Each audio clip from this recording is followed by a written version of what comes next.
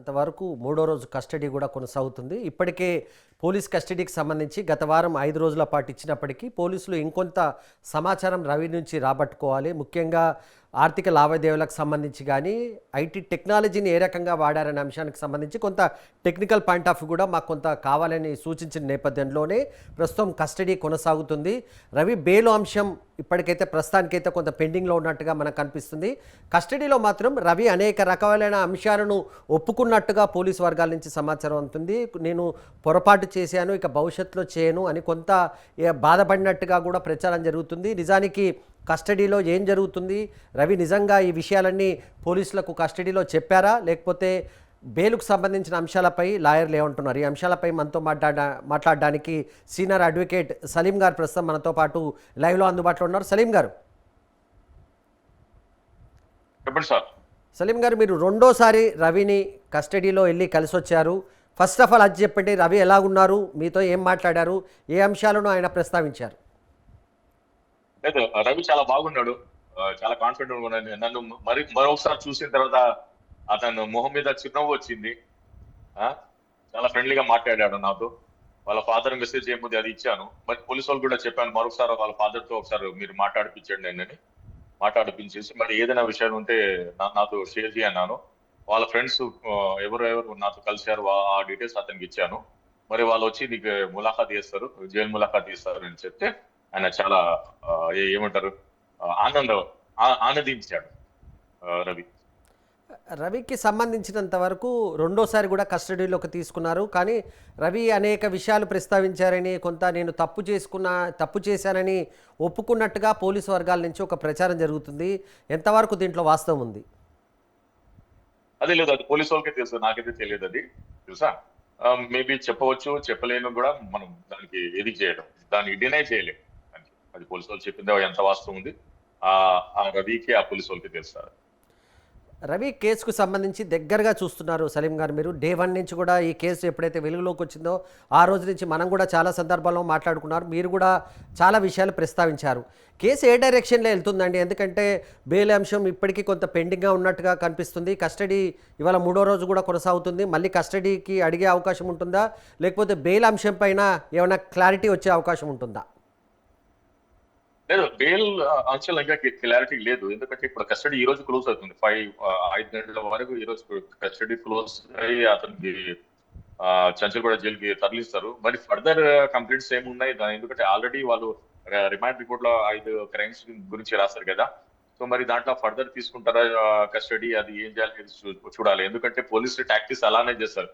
అంటే మరోసారి ఎవరు ఇలా చేయరాదు, ఎందుకంటే లా చాలా ఈజీగా ఉంది, 2 నెలల్లో బయట వచ్చేస్తారు, మరి మా ప్రభావము సమాజంలో పడదు అని వాళ్ళు ఆ టాక్టిక్స్ లా ఈ కేసులని డీల్ చేస్తారు. సో అదే టాక్టిక్స్ లా వాళ్ళు దీన్ని కూడా అలానే డీల్ చేస్తున్నారు. ఇంకా ఉన్న క్రైమ్స్ లో కూడా కస్టడీకి అడగవచ్చు. కానీ ఆ కస్టడీ కోసం మనం కూడా డిఫరెన్స్ చేయవచ్చు, దాంట్లో ఏం మీనింగ్ లేదు సార్. వచ్చేవారు ఏమైనా క్లారిటీ వస్తుందండి రవి బెయిల్కి సంబంధించి? ఎస్ 100% క్లారిటీ వస్తుంది. సో ఎంతవరకు అవకాశాలు ఉన్నాయండి? ఎందుకంటే పోలీసులు ఏదో చాలా విషయాలు మీడియాకు లీక్ చేస్తున్నారు, చాలా రకాలుగా రవి ఒప్పుకున్నాడని, తప్పు జరిగిందని, ఇన్ని కోట్ల లావాదేవీలు జరిగాయని, ఈడీ ఇన్వాల్వ్మెంట్ అవుతుందని, తర్వాత దీనికి సంబంధించినంత వరకు బెట్టింగ్ యాప్స్ ఇన్వాల్వ్మెంట్ ఉంది కనుక దీంట్లో కొంత అన్ని అంశాలు ప్రస్తావిస్తున్నారు కనుక అంత ఈజీగా రవి బయటకు రాడనే ప్రభావాన్ని కొంత పోలీసులు చూపించే ప్రయత్నం చేస్తున్నట్టుగా మనకు కనిపిస్తుంది. అది కరెక్ట్, మీరు చెప్పింది. ఎందుకంటే చాలా సెన్సేషన్ కేసు అయిపోయింది కదా. అసలు 2 తెలుగు రాష్ట్రాలని ఏమంటారు సెన్సేషన్ అయిపోయింది. సో దీని మీద ప్రతి మనిషి అబ్జర్వేషన్ చేస్తున్నారు. మీరు కూడా 1 వీక్ నుంచి దీని మీద డిస్కస్ అండ్ డిబేట్ చేస్తున్నారు. సో అందరికి ఈ కేసు వల్ల ప్రతి మనిషికి క్యూరియాసిటీ ఉంది. అసలు మనం దీన్ని నాలెడ్జ్ ఏమొస్తుంది దీనివల్ల ఏమేమి మనకు అప్డేట్ అవుతుంది, ఏమేమి యాంగిల్ ఏమేమి తీసుకుంటుంది, ఏదేదో టర్న్ తీసుకుంది, ఒక సినిమాటిక్ వేవ్ లా ఈ కేసు మూవ్ అవుతుందని నేను మీకు చెప్తున్నాను సార్. కేసు వెలుగులోకి వచ్చిన నాటి నుంచి కూడా 2 అంశాలు కనిపిస్తున్నాయి సలీం గారు. ఒకటి పోలీసుల వర్షన్ ఉంది, రెండవది సినీ రంగానికి సంబంధించిన ప్రముఖుల వాదన ఉన్నప్పటికీ కామన్ మ్యాన్ ఎవరైతే ఉన్నారో సినీ ప్రేక్షకులు ఎవరైతే ఉన్నారో వాళ్ళకు సంబంధించి మాత్రం కొంత భిన్నమైన వాదన మొదటి నుంచి వినిపిస్తుంది. మనం కూడా చాలా సందర్భాల్లో మాట్లాడుకున్నాము. రవి చేసింది పొరపాట రాదా, రైటా రాంగా అనేది సాంకేతికపరమైన అంశం, చట్టపరమైన అంశానికి సంబంధించినంత వరకు మౌలికంగా మాత్రం ఒక చోట పొరపాటు ఉన్నట్టుగా చాలామంది సినీ రంగానికి సంబంధించిన వాళ్ళు విభేదించినప్పటికీ సినీ ప్రేక్షకులకు మాత్రం ఏమంటారంటే తప్పంతా ఇండస్ట్రీకి సంబంధించి కూడా ఉంది. కేవలం రవి కోణంలోనే మనం చూస్తున్నాం కానీ ఇండస్ట్రీ ప్రేక్షకుడికి సినిమాను దూరం చేస్తుంది. ఒక థియేటర్కి వెళ్ళే పరిస్థితి కల్పించడంలో ఇండస్ట్రీ విఫలమవుతున్న కారణంగానే అందుబాటులో ఉన్న దాన్ని చూడాల్సి వస్తుంది. దాంట్లో ఎందుకు ఇండస్ట్రీ తన తప్పును ఒప్పుకోవట్లేదనే వాదన కూడా తెరపైకి వస్తుంది. అదే కదా సార్, ఈ రోజు అదే ఇప్పుడు మన ఎకనామిక్ పాలసీ ఎలా ఉందంటే బీదోడు బీదోడు అయిపోతున్నాడు, ధనవంతుడు ధనవుడు అయిపోతున్నాడు. ఉన్నా కదా, కోటీశ్వరుడు 100 కోట్లు ఉన్నవాడు నెక్స్ట్ ఇయర్ 1000 కోట్లు సంపాదిస్తున్నాడు, కానీ బీదోడు మరీ మైనస్ లో వెళ్ళిపోతున్నాడు. సో మన సోషల్ ఎకనామిక్ ఒక బాడీకి ఫుడ్ ఎంత అవసరము, మూవీ అండ్ మ్యూజిక్ కూడా అంతే అవసరం, కానీ అది మన పరిధిలో లేదు, అది మన యాక్సెస్ లో లేదు. అది దూరం వల్లనే ఇది రాంగ్ రూట్ లోనే మూవీ చూసేసి సో ఐబొమ్మ రవికి హీరో వర్షిప్ చేశారు. అందుకే కదా ఆయన టాలీవుడ్ రాబిన్ హుడ్ అని పోస్తున్నారు. సో ఇదైతే వాస్తవం కదా, దాన్ని ఎవరు డినై చేయలేదు, అది ఉన్న ఫ్యాక్ట్. అది ఏమిటో సాడ్ రియాలిటీ అనండి, open truth, it is up to you sir. Salim garu, మన రవి ఫ్యామిలీకి సంబంధించిన వాళ్ళతో కూడా మీరు టచ్లో ఉన్నారు. అదేవిధంగా రవికి సంబంధించిన ఫ్రెండ్స్ యూఎస్ నుంచి వచ్చారు కనుక వాళ్ళతో కూడా మీరు టచ్లో ఉన్నారు. ఈ రెండు వర్గాల నుంచి అంటే వాళ్ళ కుటుంబం నుంచి కానీ వాళ్ళ ఫ్రెండ్స్ నుంచి కానీ మీకు వస్తున్న ఫీడ్బ్యాక్ ఏంటి? వాళ్ళతో మీరు మాట్లాడుతున్నప్పుడు వాళ్ళు ప్రస్తావిస్తున్న అంశాలు ఏంటి? రవి గురించి, ముఖ్యంగా రవి గురించి ఏమంటారు? మొదటి నుంచి ఆయనతో ఫ్రెండ్షిప్ చేసిన వాళ్ళు కానీ, చాలా రోజులు ఆయనతో పాటు జర్నీ చేసిన వాళ్ళు కానీ, రవి క్యారెక్టర్ గురించి కానీ, రవి మనస్తత్వం గురించి వాళ్ళు మీతో ఏమన్నారు? రవి మంచోడనే కదా సార్ ఎంతమంది ఫ్యాన్స్ ఉన్నారు. ఎవరు నాకు ఫ్యాన్స్, మీకు ఫ్యాన్ లేరు, కానీ రవికి కోట్ల మంది ఫ్యాన్స్ ఉన్నారు. రవి చాలా మంచోడు, చాలా డిసెంట్ అబ్బాయి, ఒక మిడిల్ ఫ్యామిలీ నుంచి వచ్చిన అబ్బాయి ఆయన. చూసా మరి పోలీసు వాళ్ళే అన్నారు ఆయన చేసే పైరసీ కాదు, అవైలబుల్ ఉన్న మెటీరియల్ ని అతను వెబ్సైట్ లో అప్లోడ్ చేశారు, వాళ్ళ వర్షన్ ఉంది అది. సో సో వాళ్ళే ఇచ్చిన స్టేట్మెంట్ కాంట్రాడిక్ట్ ఉంది. సో దాని మీద కూడా మనం ఏముంది వాస్తవం మనకు ట్రయల్ కోడ్ లో తెలుస్తుంది, కానీ వాళ్ళ ఫ్రెండ్స్ కూడా చాలా మంచోడు సార్ మా రవి అది అని మరి ఏమంటారు, మీరు వచ్చారని మనం చాలా ఆనందిస్తాం సార్. నా ఫోన్ నంబర్ కూడా చాట్ జీపీ నుంచి తీసుకున్నారంట, వాళ్ళు గూగుల్లో సర్చ్ చేసి తీసుకున్నారు అని చాలా మంది నాకు ఫోన్ చేశారు. అందరు నాకు టచ్ లో ఉన్నారు. వాళ్ళ ఫాదర్ కూడా నాకు టచ్ లో ఉన్నాడు. ఫాదర్ కూడా నిన్న కూడా మాట్లాడాను, అదే రవి దగ్గర వెళ్తున్నారండి, ఆయన కూడా చాలా ఆనందించాడు. అక్కడికి వెళ్ళి మీరు ఒకసారి రవితో నాకు మాట్లాడిపించాను. సో అదే మెసేజ్ నేను కూడా మన సిసిఎస్ పోలీస్ వాళ్ళకి చెప్పాను. సరే సార్ మనం మాట్లాడిపిస్తాను అన్నారు. ఇది విషయం. రవి వాళ్ళ ఫ్యామిలీ మెంబర్స్ ఆయన ఎప్పుడు కలిసే అవకాశం ఉంటుంది? ఎందుకంటే రవి వాళ్ళ ఫాదర్ విశాఖపట్నంలో ఉన్నారు, కానీ ఇప్పటి వరకు వచ్చి కలిసినట్టుగా లేరు. ఏమైనా కలిసే అవకాశం ఉందా? ఆయనకు కలవాలనే ఉద్దేశం ఉందా? లేదు, నేనే వాళ్ళ ఫాదర్ కి అన్నాను, నేను ఫ్లైట్ లో తీసుకొస్తాను, మీరు రండి 1 hour లో ఇక్కడ వస్తానంటే, వద్దు బాబు నాకు ఎంత హెల్త్ సహకరించట్టే లేదు, నేను రాలేను, టైం మీద గోళీలు తినాలి, అది తినాలి తినాలి, ఈ వయసులో ఎక్కడ తిరగలేను, మీరు తొందరగా రవికి బయట తెచ్చి నా దగ్గర తీసుకురండి అని అన్నాడు. అట్లాగే రవికి సంబంధించినంత వరకు పోలీసుల నుంచి ఏ రకంగా ఉంది? జనరల్గా ఇలాంటి కస్టడీ సమయంలో కానీ ఇతర సమయంలో కానీ కొంత పోలీసులు హార్ష్గా బిహేవ్ చేస్తారు అని అంటారు కదా. రవి మీ దృష్టిలో ఏమైనా తీసుకొచ్చాడా? కొంత పోలీసుల నుంచి నాకు ఇబ్బంది ఉందని కానీ బలవంత పెడుతున్నారనే అంశాలను ఏమైనా ప్రస్తావించారా?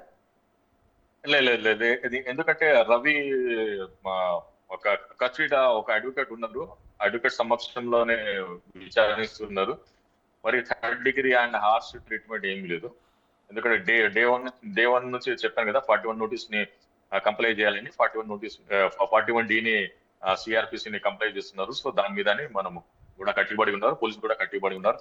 అటువంటి విషయాలు ఏదైనా వస్తే మరి నేను కూడా వాయా మీడియా అని మరి జడ్జ్ కి కూడా మనము కంప్లైంట్ ఇచ్చేసి దాని మీద కూడా పరిశీలి చేద్దాం. ఏం చెప్తుందండి 41 ఏం చెప్తుంది? కొంచెం దాని గురించి చెప్పండి. 41 D ఏం చెప్తుందంటే, ఎప్పుడైనా పోలీస్ ఇంటరాగేషన్ చేసేటప్పుడు అడ్వకేట్ పరిధిలో ఇంటరాగేషన్ చేయాలి, ఏమిటో 3rd degree యూజ్ చేయరాదు, మరి అబ్యూస్ లాంగ్వేజ్ యూజ్ చేయరాదు, టైం మీద food, clean water and clean environment ఉండాలి, ఎలా డార్క్ రూమ్ ఉండాలి పెడతారు కదా అలా చేయరాదు. అనే శారదా మనం ఆ టేబుల్ కుర్చీ మీద కూర్చోపెట్టి మర్యాదగా మాట్లాడాలి. మరి ఎవ్రీ 48 అవర్స్ లా డాక్టర్ కి చూపించాలి. అతని హెల్త్ బులెటిన్ పబ్లిక్ లో ఇష్యూ చేయాలి. అది ఉంది సార్. అంటే ఇప్పుడు అడ్వకేట్ సమక్షంలోనే విచారణ కొనసాగుతుంది అంటే కస్టడీకి సంబంధించి yes yes it is true. Advocate సమక్షంలోనే అంత విచారణ కొనసాగుతుంది. సో దానికి సంబంధించినంత అడ్వకేట్ సమస్యలు విచారిస్తుంది. సలీం గారు ప్రాథమికంగా ఇంకో 2-3 అంశాలు మనం మాట్లాడుకోవాల్సిన విషయాలు ఏంటంటే రవికి సంబంధించినంత వరకు జాతీయ అంతర్జాతీయ సంస్థలకు సంబంధించి రవి పౌరసత్వానికి సంబంధించి కూడా భిన్న రకాలైన వాదనలు ఉన్నాయి. రవి వేరే దేశానికి సంబంధించి ప్రస్తుతం పౌరుడుగా ఉన్నారని అంటారు. దాంట్లో ఎంతవరకు వాస్తవం ఉందండి? లేదు, అదైతే వాస్తవం ఉంది. అతను ఓవర్సీస్ సిటిజన్షిప్ ఉంది. 88 lakh తీసుకొని క్యారిబియన్ ఐలాండ్ సిటిజన్షిప్ తీసుకున్నాను వాస్తవం ఉంది. మరి పోలీసు వాళ్ళు చెప్పిన వర్షనే ఆయన ఉన్న ఇండియన్ సిటిజన్షిప్ కూడా 2 years బ్యాకే గివ్ అప్ చేసుకున్నాడు అని వాళ్ళే చెప్పారు. అది మనం ఒకసారి పర్సూ చేస్తేనే తెలుస్తుంది నాకు అది. అంటే నేను ఎందుకంటున్నా అంటే సలీం గారు జనరల్గా ఇట్లా ఇతర దేశాలకు సంబంధించి పౌరసత్వం ఉన్న తర్వాత ఇక్కడ చట్టాలకు సంబంధించి ఆయనను విచారించడానికి సంబంధించి అరెస్ట్ చేయడానికి సంబంధించి కొన్ని నిబంధనలు ప్రత్యేకంగా పాటించాలంటారు కదా. షూర్. ఎందుకంటే ఇంటర్నేషనల్ లా ఉంది కదా. ఏదైనా కంట్రీ మనిషి అరెస్ట్ అయితే వాళ్ళని నోటీస్ చేయాలి. మరి అక్కడ నుంచి కన్సెంట్ తీసుకున్నాలి. అది 100%. ఇప్పుడు గవర్నమెంట్ సర్వెంట్ ని అరెస్ట్ చేయాలంటే గవర్నమెంట్ ఏ డిపార్ట్మెంట్ ఉంటాడు 197 సిఆర్పిసి కింద కన్సెంట్ తీసుకున్నాలి. ఫలానా గవర్నమెంట్ అలా మీరు పని చేస్తున్నాడు, మీ ఈ మనిషి మీద ఈ ఆరోపణలు ఉంది, మీరు గ్రాంట్ చేయండి, అప్పుడు గ్రాంట్ చేస్తారు. అలా మన హోమ్ మినిస్టర్ నుంచి కూడా ఇప్పుడు మనం ఏదైనా పోలీస్ వాళ్ళకి కూడా మనం కొన్ని కేసులో మనము అరెస్ట్ చేయండి అని ఆర్డర్ తీసుకొస్తాం కోర్టు నుంచి, హైకోర్టు నుంచి. అంటే 197 సిఆర్పిసి కింద వాళ్ళ హెడ్ ఆఫ్ డిపార్ట్మెంట్ ఎవరో డీజీపీకి మనం లెటర్ పెడతాం. హోమ్ మినిస్టర్ కూడా లెటర్ పెడతాం. లెటర్ పెట్టేసి వాళ్ళు కన్సెంట్ తీసుకున్న తర్వాత ఫర్దర్ ప్రొసీడింగ్ చేస్తాం. అది rule of law only for government servants ఎలా ఉంటుందో, సో అలానే ఫారిన్ సిటిజన్స్ కి కూడా అలానే ఉంటుంది. వాళ్ళ కన్సెంట్ తీసుకున్నారు, వాళ్ళ ఎంబసీకి ఇంటిమేట్ చేయాలి. ఎందుకంటే మా హెల్త్ రిలేషన్షిప్ ఉండాలి కదా ఒక కంట్రీ టు ఒక country. Why because India is a democratic republic, social and secular కదా. ఇక్కడ వచ్చిన తర్వాత ఏ ట్రావెలర్ అయినా ఇబ్బంది పడరాదు. అంటే రూల్ ఆఫ్ లా మా దగ్గర స్ట్రాంగ్ గా ఉన్నాయని, మనం ఒక ఆదర్శగా ఉండాలి అని అది రూల్ ఉంది సార్. సలీం గారు, రవి కేసు వెలుగులోకి వచ్చిన తర్వాత ఇంకెవరైనా ఫేమస్ అయినారంటే అది అడ్వకేట్ సలీం గారు అని కూడా చెప్పుకోవచ్చు. ఎందుకంటే ఎక్కడ చూసినా మీడియాలో కానీ సోషల్ మీడియాలో కానీ సలీం గారు ఏం చెప్తారనేది బాగా ఇంట్రెస్టింగ్గా మారిన పరిస్థితి కనిపించింది. సరే, రవి విషయానికి సంబంధించి చాలా అంశాలు మీరు ప్రస్తావించారు, కానీ మీ గురించి చెప్పండి. ఏంటి సెన్సేషనలిజానికి సంబంధించిన కేసులా, లేకపోతే మీకు మంచిగా అనిపిస్తే చేస్తారా, మీరు ఏం ఫీజు తీసుకోరా? ఒకసారి మీ గురించి కూడా చెప్పండి, జనాలకు తెలుస్తుంది. నా గురించి అందరికీ తెలుసు కదా. నా పేరు సలీం అడ్వకేట్. నేను విశాఖపట్నంలో ఉంటాను. సెన్సేషనల్ కేసు చేస్తాను, అదే వృత్తిలో ఉంటాను. నేను క్రిమినల్ డిఫెన్స్ లాయర్. కొన్ని కేసులు ఫ్రీగా చేస్తాను, కొన్ని కేసులు పైసలకి చేస్తాను, కొన్ని కేసులు మానవతాపరంగా ఉంటాను, చాలా ఫ్రెండ్లీగా ఉంటాను. ఏమంటారు, I hate crime but I love criminal. So crime ఒక డిసీజ్ లాగా ఉంది, క్రిమినల్ ని ఒక సమాజం భాగమే అది. సో వాళ్ళకి మంచి ఇల్లీగల్ ఎయిడ్ చేయాలి, విధి విధానంలో నేను ఉంటాను. అదే సలీం భాయ్. సార్, మీరు చేసిన 1-2 సెన్సేషన్లు చెప్పండి సార్, రవి కేసుతో కాకుండా.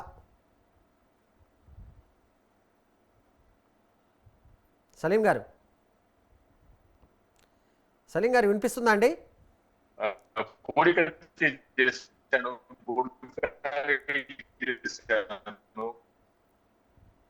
మొన్న join Jemimah honey trap case ఉంది కదా, అది చేశాను. ఇలా అటాక్ అయింది కదా కోడికత్తితో ఎయిర్పోర్ట్ లా. హలో, వినిపిస్తుందా సార్? వినిపిస్తుంది. జగన్మోహన్ రెడ్డికి సంబంధించింది. హలో, వినిపిస్తుందండి. సలీం గారు చెప్పండి. అదే జగన్మోహన్ రెడ్డి మీద 2018 లో కోడికత్తితో అటాక్ అయింది కదా, అవునండి. ఆ కేసు చేశాను, సెన్సేషనల్ కేసు. అది కూడా ఎన్ఐఏ నుంచి, నేషనల్ ఇన్వెస్టిగేషన్ ఏజెన్సీ. మరి గుల్కరాయ్ కేసు చేశాను. మరి ఒక హైలీ ట్రాప్ ఉంది జాయ్ జమీమా కేసు అని. అమెరికా నుంచి ఒక అమెరికన్ సిటిజన్ ఒక అమ్మాయికి ఇన్స్టాగ్రామ్ లో పరిచయం ఎక్కడి నుంచి వచ్చారు, మరి అది హనీ ట్రాప్ అయింది అని ఆ కేసు చేశాను. ఇప్పుడు ఈ కేసు చేస్తున్నాం సార్. ఇంకో కేసు కూడా ఉండే, యుఎన్ అంబాసిడర్ ఒక అమ్మాయికి లేడీకి ఒక అబ్బాయి అబ్యూస్ చేశారని డిఫెక్ట్ కంప్లైంట్ రాజ్నాథ్ సింగ్. ఇప్పుడు ఉన్న డిఫెన్స్ మినిస్టర్ ఉన్నారు కదా, అప్పుడు ఆయన హోమ్ మినిస్టర్ ఉన్నారు.